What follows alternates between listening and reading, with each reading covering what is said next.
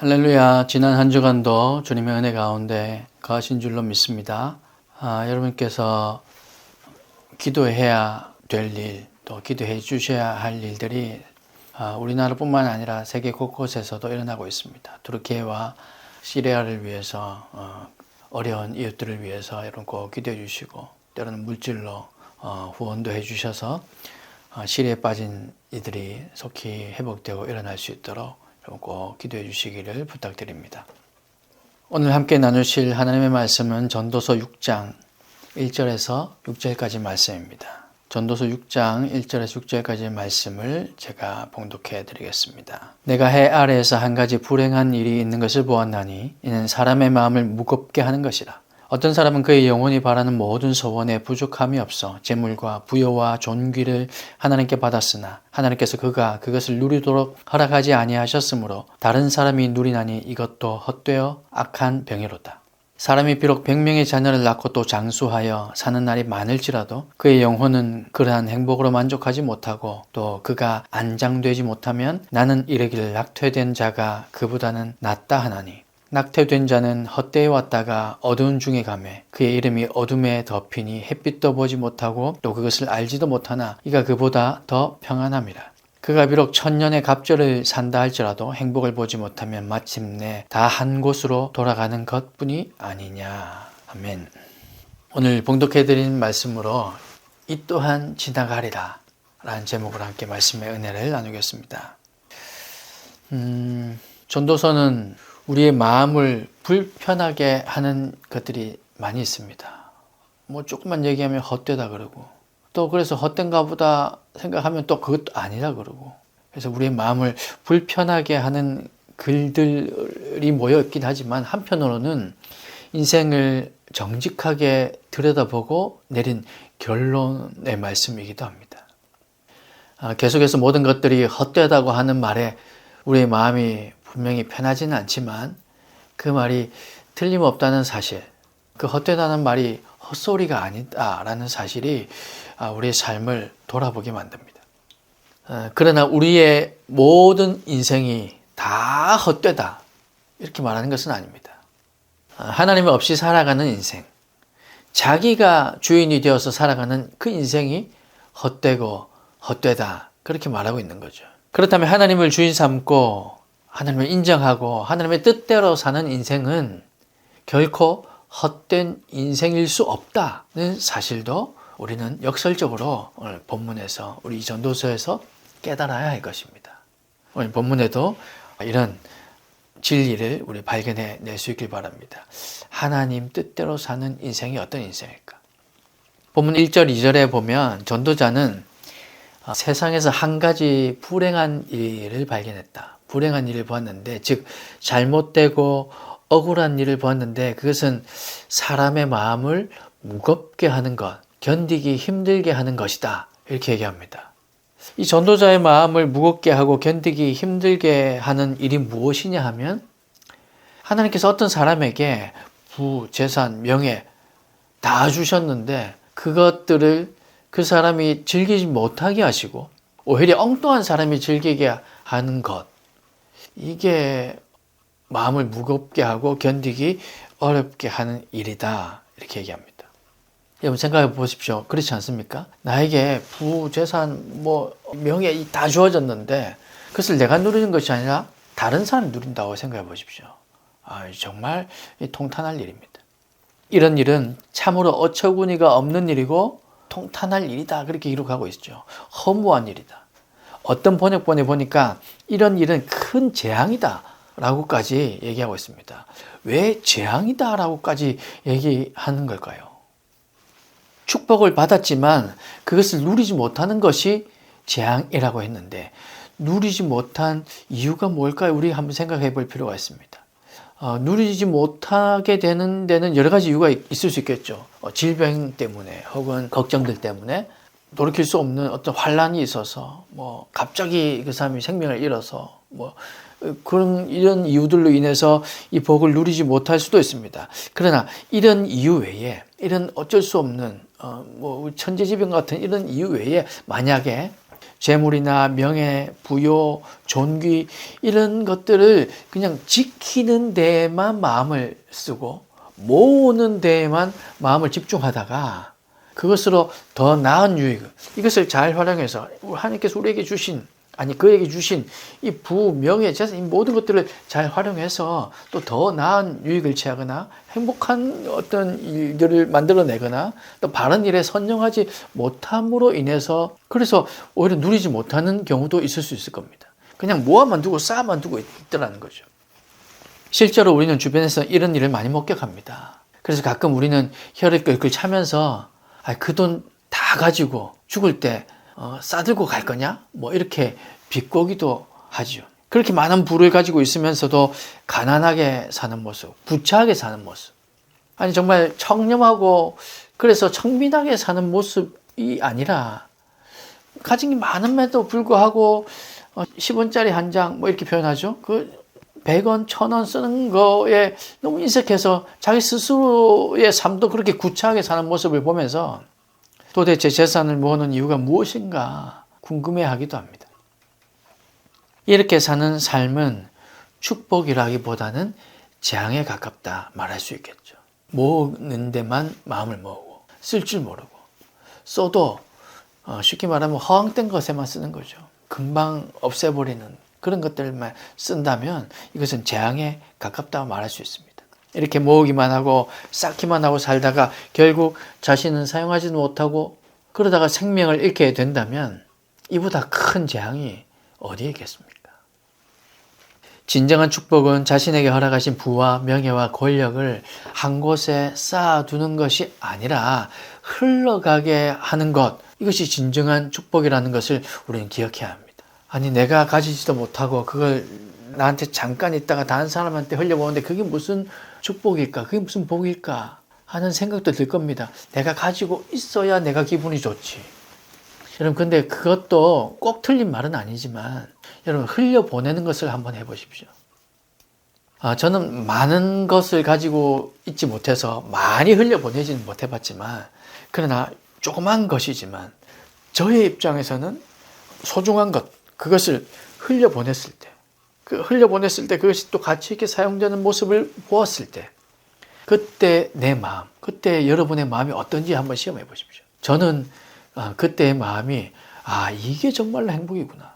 이게 정말 주는 것이 기쁨이라는 말이 바로 이런 거구나 하는 것을 깨달았습니다. 아마 여러분들도 대부분은 알고 계실 겁니다. 사랑하는 사람에게 주는 것, 그것도 포함될 것이고요. 그리고 꼭 필요한 것에 내가 가진 조금의 여유를 꼭 필요한 것에 저기에 꼭 필요하니까 저 사람에게는 꼭 필요하니까 흘려보낼 때 그 기쁨이 얼마나 큰지 여러분 꼭 경험해 보시길 바랍니다. 이것이 진정한 축복이라는 거죠. 그래서 더 좋은 일, 더 복된 일에 자신이 가진 것을 사용함으로 더 선한 일을 만들어내는 것, 이게 진정한 축복인 거죠. 그래서 재물과 부요, 존귀를 쌓아만 두는 것은 결국 재앙으로 여겨질 만한 일이라는 겁니다. 아무짝에 쓸모없이 그냥 쌓아만 두고 나 많이 가지고 있어 라는 것을 자랑만 한다면 그것은 재앙이라고 감히 말할 수 있는 겁니다. 사랑하는 여러분, 오늘 저와 여러분에게 주신 재물, 그것이 많든 적든 크든 작든 붙들고 있고 혹은 쌓아만 두고 있는 것이 아니라 선한 일에 사용될 수 있도록 여러분 그것을 흘려보냄으로 인해서 마음을 무겁게 하는 불행한 일, 오늘 이 전도서 기자가 얘기하는 것처럼 전도자가 얘기하는 것처럼 마음을 무겁게 하는 그런 불행한 일을 겪는 것이 아니라 복되고 복된 일에 사용되는 삶, 그런 삶이 여러분의 삶이 될 수 있기를 간절히 소망합니다. 그리고 또 깨달아야 할 것은 하나님께서 허락하지 않으시면 아무리 재물이 많고 부유와 존귀가 아무리 나에게 충만히 있다 할지라도 결코 우리의 뜻대로 누릴 수 없다는 것 우리가 기억해야 합니다. 하나님이 허락하셔야죠. 하나님께서 우리에게 그 마음을 부어주셔야 되고 하나님께서 이 모든 환경과 상황을 열어주셔야 우리가 그것을 우리 뜻대로 누릴 수 있게 된다는 것. 그래서 하나님이 허락하셔야 이것이 가능하다는 것도 우리는 기억해야 합니다. 이 모든 것이 하나님께 속해 있음을 기억하고 우리의 삶을 주관하시는 하나님께 모든 것을 내어드리고 하나님의 뜻을 구하며 하나님의 말씀대로 섬기며 나누며 사는 삶, 그런 삶이 저와 여러분의 삶이 될 수 있기를 주님의 이름으로 축복합니다. 그리고 3절부터 또 6절까지 말씀은 장수와 행복에 대해서 말하고 있습니다. 오래 사는 것이 반드시 행복한 것만은 아니다. 오래 산다고 늘 행복한 것은 아니다. 이렇게 얘기합니다. 오히려 세상에 빛도 보지 못하고 낙태되어 죽은 아이가 더 행복할 수 있다 말하죠. 여러분 이게 상상이 되십니까? 그 아이는 행복이라는 이 단어조차 들어보지 못했을 텐데요. 과장된 표현일 수도 있겠지만 아니 실제로도 그럴 거라고 생각합니다. 아무리 오래 산다고 할지라도 그 세월이 행복하지 않다면 여러분 지금 얼마나 사셨습니까? 20년? 때로는 어떤 분은 40년, 어떤 분은 60년 사셨을 텐데 그 세월이 행복하지 않다면 고통과 슬픔으로 가득한 세월이었고 죽어서도 제대로 안정되지 못한다면 사는 것이 결코 행복하지 않았다. 그렇게 얘기하게 될 겁니다. 그래서 오히려 낙태된 아이가 더 행복할 수 있다는 거죠. 이유는 낙태된 이 아이는 태어나지도 못하고 헛되이 왔다가 햇빛도 보지 못한 채 죽음으로 가지만 대신 인생에서 일어나는 이 슬픔과 고통을 겪지 않아도 되기 때문입니다. 욥도 그런 고백을 하잖아요. 욥기 3장에 보면 욥이 이런 고백을 합니다. 어찌하여 내가 태에서 죽어 나오지 아니하였던가? 어찌하여 내 어머니가 해산할 때에 내가 숨지지 아니하였던가? 이런 표현을 합니다. 차라리 죽었으면 나았겠다. 지금 자신이 너무너무 고통스러우니까. 그리고 또 16절에도 보면 욥기 3장 16절에도 보면요. 낙태되어 땅에 묻힌 아이처럼 나는 존재하지 않았겠고 빛을 보지 못한 아이들 같았을 것이라. 이렇게 낙태되어 이 세상에 빛을 보지 못한 그 아이들보다도 지금 자신의 존재가 너무너무 힘들고 어렵다 이런 고백을 하기도 합니다. 모두가 다 이 욥과 같은 그런 고통을 겪고 사는 것은 아니겠지만 그저 그렇게 고백할 수 있을 만큼 오히려 낙태된 아이가 이 세상에 빛도 보지 못했던 아이가 어쩌면 더 복받은 인생이 될 수도 있다는 거죠. 낙태된 아이는 세상에서 빛을 보지는 못했지만 더 일찍 안식과 평안을 누릴 수 있는 반면 장수하는 사람은 수천 년을 살아도 고통과 근심에서 신음하게 된다면 아무 소용없다고 얘기하는 거죠. 그래서 이 말씀을 통해서 삶은 길이보다 질이 더 중요하다. 얼마나 오래 사느냐보다 어떻게 사느냐가 더 중요하다는 것을 깨닫게 하십니다. 오래 산다고 늘 복된 인생이라고 말할 수 없고 오래 산 만큼 내 행복한 시간이 오래 산 시간이 비례해서 많았다 이렇게 말할 수도 없고 또 짧게 살아도 복된 삶이고 하나님과 동행하는 삶을 산다면 그것이 참된 행복이라 얘기할 수 있을 겁니다. 여러분 창세기를 펴서 읽다 보면 앞부분에 많은 조상들의 이름을 기억하면서 몇 년이나 살았는지 기록되어 있는 것들을 여러분 보셨을 겁니다. 수백 년을 살았다는 기록들이 나옵니다. 어떤 조상은 1000년에 가까운 무드셀라라고 하는 사람은 969년이라는 1000년에 가까운 삶을 살기도 했습니다. 그 조상들끼리 비교를 한번 해보면요. 그에 비해서 반도 살지 못했던 에녹은 겨우 365년. 겨우라고 얘기하니까 좀 웃기긴 하지만 겨우 365년 살고는 하늘로 올라갔습니다. 다른 선조들에 비하면 이 창세기에 기록된 다른 조상들에 비하면 턱없이 짧은 이 세상에서의 삶이었지만 여러분 그 에녹을 향해서 불행하다고 말할 수 있는 사람이 누가 있습니까? 그는 일찍 주님과 동행하는 삶이 되었기 때문에 어느 누구도 에녹을 향해서 불행한 삶이었다. 그렇게 말할 수 없습니다. 말하지 않습니다. 1000년을 살아도 하나님과 동행하지 못하면 무드셀라가 그랬다는 것이 아니라 우리가 만약 1000년을 살아도 하나님과 동행하지 못하면 불행한 삶이 될 수밖에 없지만 하나님과 동행하는 삶을 살면 아무리 짧은 생애라 할지라도 행복한 삶이라는 사실을 우리는 기억해야 할 겁니다. 우리 주변에도 일찍 목숨을 잃은 이들이 있지 않습니까? 제가 아는 선교사님 중에도 정말 저와도 친분이 있어서 이런저런 얘기 메일로도 또 가끔 한국에 들어오면 만나서도 그렇게 친하게 지내던 분, 저와 연배가 아주 비슷했는데 몇 년 전에 세상을 떠나신 분도 계십니다. 근데 당시에는 안타까웠고 마음이 아팠지만 또 그 사모님을 뵙고 그 자녀들을 보면 마음이 아팠지만 그러나 결코 그 선교사님이 불행하다, 저는 결코 그렇게 말할 수 없었습니다. 아니, 지금도 그렇습니다. 아무리 짧은 생이라 할지라도 우리 주변에 그렇게 짧은 생을 살다 간 사람들이 있지만 불쌍하다, 때로는 그런 사람도 있지만 어떤 사람을 향해서는 결코 불쌍하다고 얘기할 수 없는 그런 삶, 그런 인생을 산 사람들도 있더라는 거죠. 사랑하는 여러분, 오늘 저와 여러분은 어떤 삶을 살고 있습니까?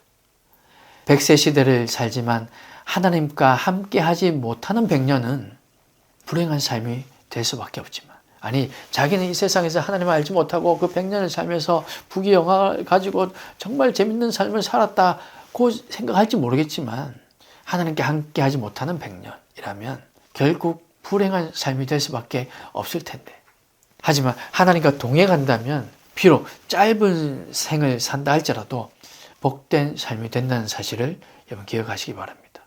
힘들고 어려운 일들이 많습니다. 기도 부탁을 하시는 주변에 몇몇 분들이 계신데, 때로는 어떤 분들은 믿는 분들이 아니라서 저에게 따로 기도 부탁을 하는 것은 아니지만 이런저런 삶을 얘기하시길래 제가 기도해 드리겠습니다.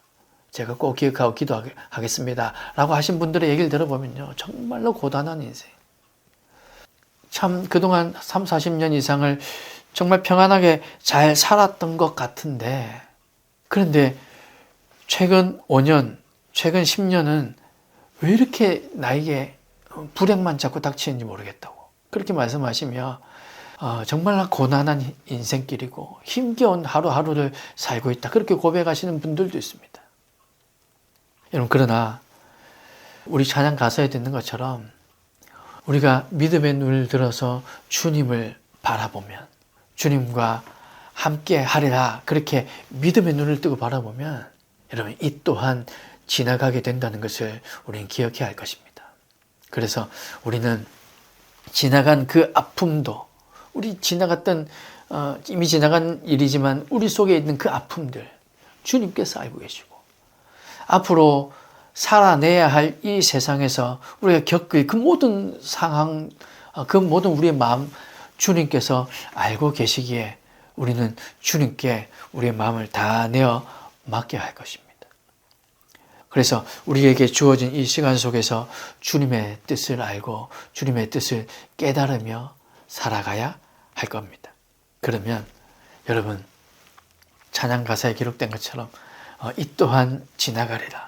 우리 삶 가운데서 이 어려운 일들, 불행하게 보이는 이 모든 일들이 이제 다 지나가고 주님께서 우리에게 허락하시는 복된 삶, 주님과 동행하기 시작하면 그때서부터 우리의 삶이 복된 삶으로 이어진다는 것을 여러분 꼭 기억하시길 바랍니다.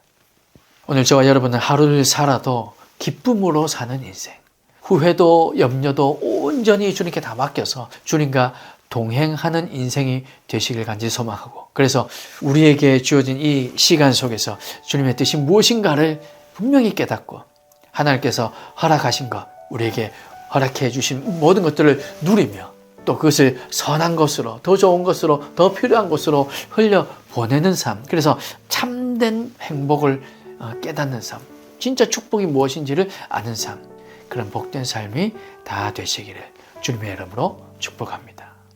함께 기도하겠습니다.